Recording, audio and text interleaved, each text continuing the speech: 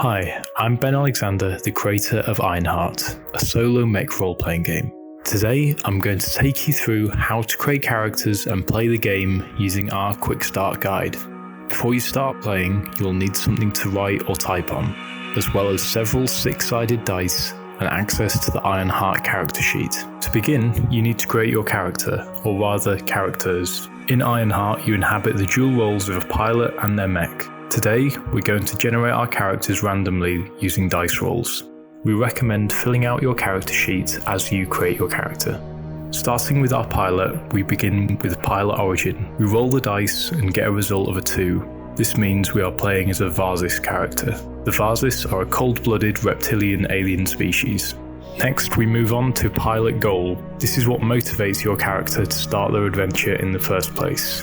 We roll a number 5, meaning our pilot's goal is to escape their past. Think about this when going forward and what might motivate your character. We now move on to pilot temperament. This is your pilot's general personality and how they respond to the world. Here, we've rolled a number 2, meaning our character is outgoing. Pilot temperaments give us bonuses to gameplay, and here we get a +1 to our pilot presence score. If we haven't received any bonuses from pilot temperament, our pilot presence and pilot body stats remain at 0. Next, we move on to creating our mech. The mech will be your pilot's constant companion throughout your journeys together. To begin with, we must roll for our mech's weight class. A mech's weight will determine its durability and speed. We've rolled a 2, meaning our mech weight class is light. Because of this, we gain a +1 modifier to mech reflex and a -1 modifier to mech brawn. All mechs starting at level 1 have 3 attacks. All mechs start with 1 melee offensive system and 1 ranged offensive system. Roll on each of these tables to determine what they are. Here, we've rolled a 3, meaning that our melee weapon is a power blade. On the ranged system, we've rolled a 1, meaning we have an auto blaster. Each weapon confers different bonuses to the mech that uses them. You also begin with an auxiliary system. Auxiliary systems provide other bonuses to mechs in combat. Here, we've rolled a number 4, meaning we have a servo balancer. Most mechs in Ironheart have been retrofitted so they aren't just weapons of war. Here, we rolled a number 5, and our mech is a bridge builder. Your characters will level up as they go through their story. This page provides information about your characters at higher levels, as well as information about your Iron Core Sync Bond stat. Beginning at level 1, you have 2 Iron Core Sync Bond points filled out.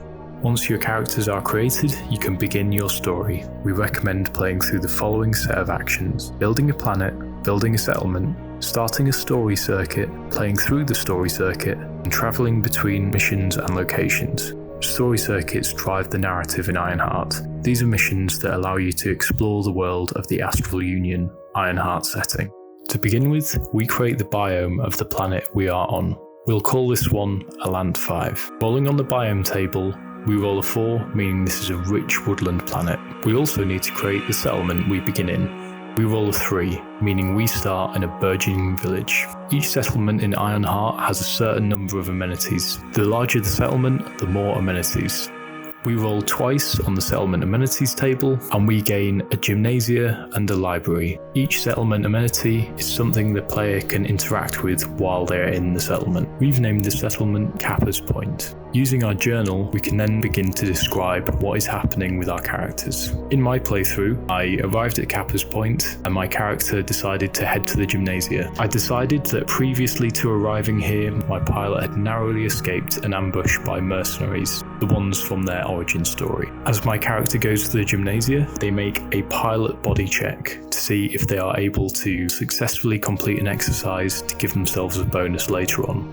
Throughout your story, your character may be called on to do something that is difficult or dangerous. We handle this using something called a check. There are 4 types of checks in the game: mech brawn, mech reflex, pilot presence, and pilot body. Mech brawn is a reflection of the strength of your mech. Mech reflex is its reactions and speed. Pilot body reflects any difficult physical exertions your pilot may need to do when they're outside their mech. Pilot presence is used whenever you need to convince someone of something or any kind of difficult mental processing. To complete a check, you need to roll a single d6. Look on your character sheet and add a relevant modifier. All checks are usually a success on a result of a 4 or more. As they leave the gymnasia, they are approached by the town's mayor.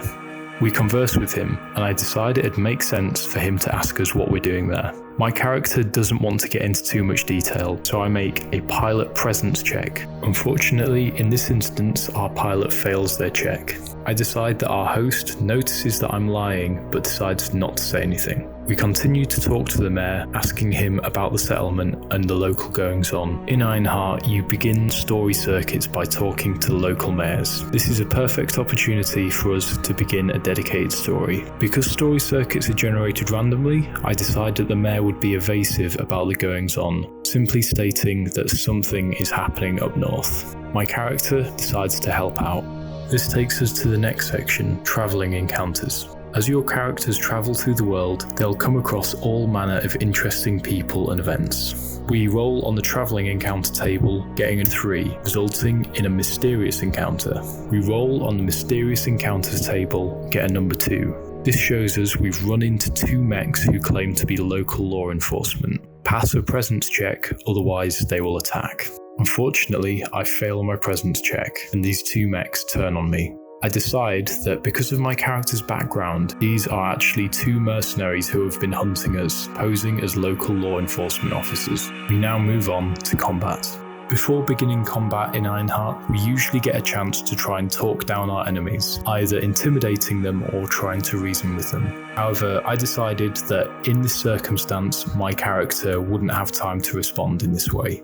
At the beginning of combat, you make a dice roll to determine if you or the enemy has initiative. Person with initiative strikes first in each of the steps of a combat round. To gain initiative, roll a mech reflex check. On a 4+, your character will strike first. Because I'm using a light mech, I gain a +1 to my reflex roll here. I roll a 3, but thanks to my +1, this is a success, and I will go first in combat. After rolling to see who has initiative, combat is split into 3 separate steps. After all these steps are completed, combat loops around to the first one again. The first round is the range step. This is where both parties make ranged attacks at one another. Following this is the melee step, where both parties exchange blows in close combat. If a mech is reduced to 0 mech shielding, it is considered to be disabled and can no longer partake in the combat. When beginning each round of combat, we look at how many attacks we have and split them between the melee and range steps.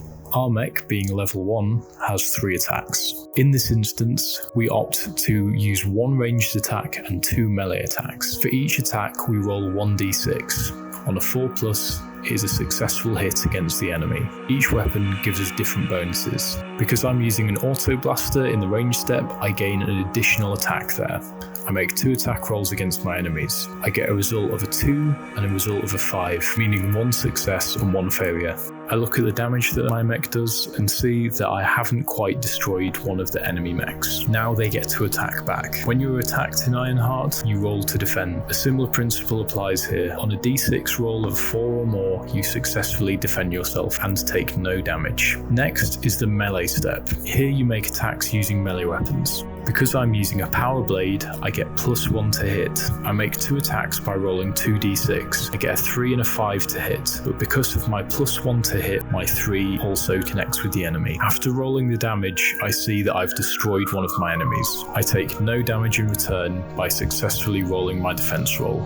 After the melee step, we go into the disengage step. This is the point where you can try and escape combat if you so wish. To do so, make a mech reflex check. On a 5 or more, your mech successfully disengages and flees from combat. However, because this is going quite well for us, we're going to remain in combat. In Ironheart, disabling a mech doesn't necessarily mean it is destroyed, nor the pilot's injured. In this circumstance, we tie our enemies up and message back to the village to tell them that there are some troublemakers tied up here. After completing an encounter, you arrive at your intended destination. Here, we arrive at our village, which we will call Knoll Vale. This will begin our first story circuit.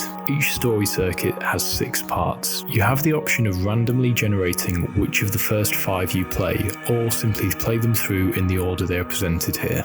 After you've completed 3 parts of a story circuit, you can move on to the finale. Here we will play through the first node of the story circuit. This story circuit is called Protecting the Herd.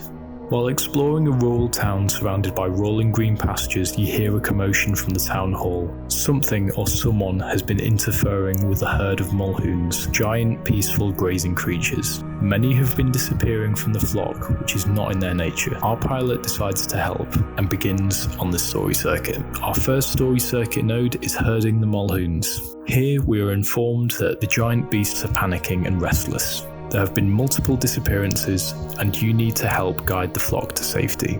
Here we were instructed we must use a mech brawn check to stop the mulhoons running off.